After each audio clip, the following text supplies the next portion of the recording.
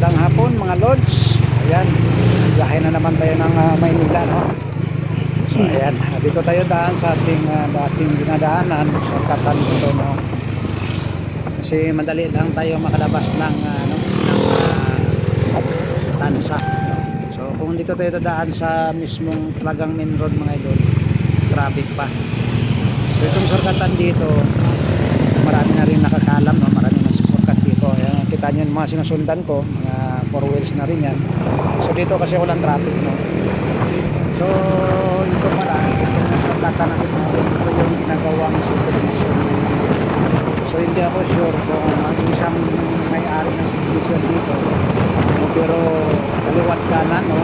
Kanan nakikita natin yung baka nila ng lupa. So ongoing na talaga, no? Kaiwa na talaga ko dito. Maganda naman nga dito. Kaya sila, ito yung dito, no? Malalim yan, kaliwaan yan, kaliwat kanan yan, malalalim yan. So ilang dump truck yung tambak ng lupa yan. So, kaya nagpantay dito sa kalsada. So maganda naman nga dito. Yan, sino yung gusto mag-tipping dito, no? Kasi nagbibigay sila ng leaflets mga doon sa unahan, no? Tayo hindi na tayo pwede kasi may bahay na tayo, wala tayong pera.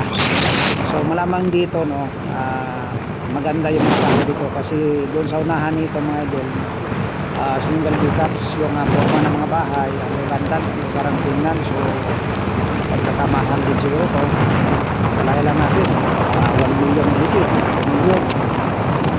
So hindi natin alam, no? So ayan, sa ating mga viewers, followers natin mga idol, no?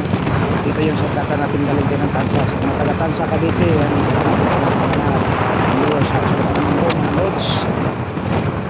Biyahe tayo, no? Biyahero tayo araw-araw.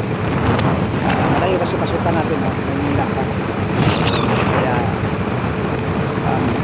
3:30, no? Umaga-aga na walang ulan.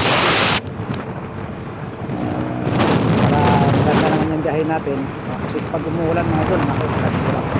So pa ng kaputi. So hindi ka medyo makabulo ng takbo kasi na madulas, no? So ayan, magandang hapon at maraming salamat.